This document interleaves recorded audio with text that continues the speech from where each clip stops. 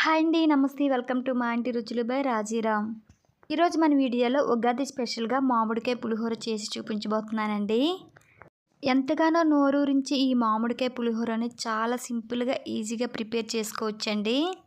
ఈ మామిడికాయ పులిహోర చాలా రుచిగా ఉంటుంది. చేసుకోవడం కూడా చాలా ఈజీ.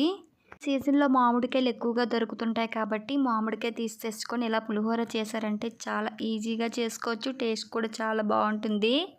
సో ఎంతగానో నోరూరించి మామిడికాయ పులిహోర ఎలా ప్రిపేర్ చేసుకోవాలో ఇప్పుడు చూసేద్దాం, వచ్చేయండి. మామిడికాయ పులిహోర ప్రిపేర్ చేసుకోవడానికి ముందుగా కుక్కర్లో రైస్ ఉడికించి తీసుకోవాలి. కుక్కర్ తీసుకొని అందులోకి ఒక గ్లాస్ వరకు రైస్ వేసుకోండి. ఈ బియ్యంలో నీళ్లు పోసుకొని నీట్గా కడిగి తీసుకోండి.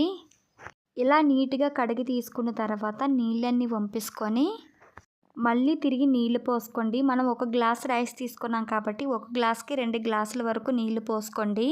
ఇప్పుడు ఇందులో 1/2 టేబుల్ స్పూన్ వరకు పసుపు, ఒక 1 టేబుల్ స్పూన్ వరకు ఆయిల్ కూడా వేసుకోండి. రైస్ అనేది బాగా ఉడుకుతుంది, అంటుకోకుండా పొడిలాడుతూ వస్తుంది. ఇప్పుడు కుక్కర్ పైన మూత పెట్టుకొని స్టవ్ మీద పెట్టి 2 లేదా 3 విజిల్స్ వేయించుకోండి.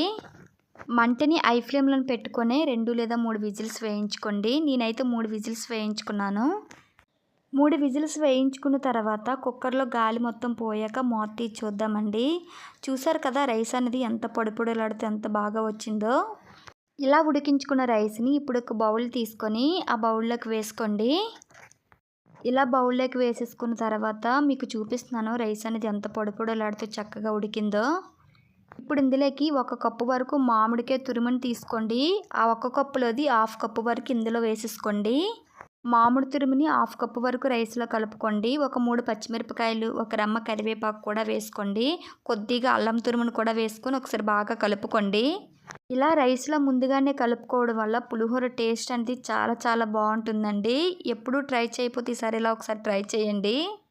ఇలా కలుపుకున్న రైస్ని ఇప్పుడు పక్కన పెట్టుకొని ఇప్పుడు దీనికి పోపు పెట్టుకుందామండి. ఇప్పుడు స్టవ్ ఆన్ చేసుకొని ప్యాన్ పెట్టుకొని అందులోకి 3 టేబుల్ స్పూన్ల వరకు ఆయిల్ వేసుకోండి. ఆయిల్ అనేది వేడెక్కిన తర్వాత 2 టేబుల్ స్పూన్ల వరకు శనగపలుకులు, 1 టేబుల్ స్పూన్ వరకు పచ్చి శనగపప్పు, 1 టేబుల్ స్పూన్ వరకు మినపప్పు, 1 టేబుల్ స్పూన్ వరకు ఆవాలు వేసుకోండి. ఇవన్నీ బాగా ఫ్రై చేసుకోవాలండి. ఒకసారి బాగా కలుపుకుంటే వీటిని ఫ్రై చేసుకోండి. వీటిని కొద్దిగా దూరగా ఫ్రై చేసుకున్న తర్వాత 3 ఎండుమిరపకాయలు తీసుకొని కట్ చేసి వేసుకోండి. ఎండుమిరపకాయలు వేసుకున్నాక ఒకసారి కలుపుకొని వీటిని ఫ్రై చేసుకోండి. ఇప్పుడు ఇందులోకి ఒక 4 వరకు సన్నగా పొడుగ్గా కట్ చేసుకున్న పచ్చిమిరపకాయలు, చిన్న అల్లం ముక్క చిన్నగా తురుముకొని వేసుకోండి. ఒక 2 రెమ్మల వరకు కరివేపాకు. వీటిని బాగా ఫ్రై చేసుకున్న తర్వాత మనం ముందుగా తురుము పెట్టుకున్న మామిడికాయ తురుము ఉంది కదండి, అది వేసుకోండి.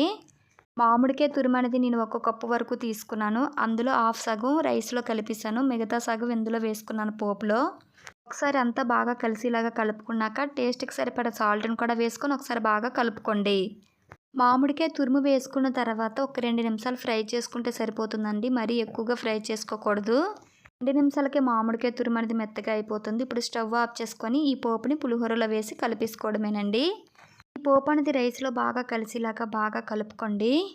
ముందుగానే మామిడికాయ తురుము రైస్లో వేసి బాగా కలుపుకొని రైస్కి పట్టించాం కదా, ఈ పోపు వేసుకున్న తర్వాత బాగా కలుపుకోండి.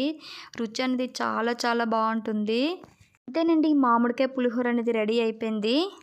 ఇలా చేసుకున్న మామిడికాయ పులిహోర అనేది దేవుడికి నైవేద్యంగా కాను మనం తినడానికైనా చాలా ఈజీగా ప్రిపేర్ చేసుకోవచ్చండి. టేస్ట్ కూడా చాలా బాగుంటుంది.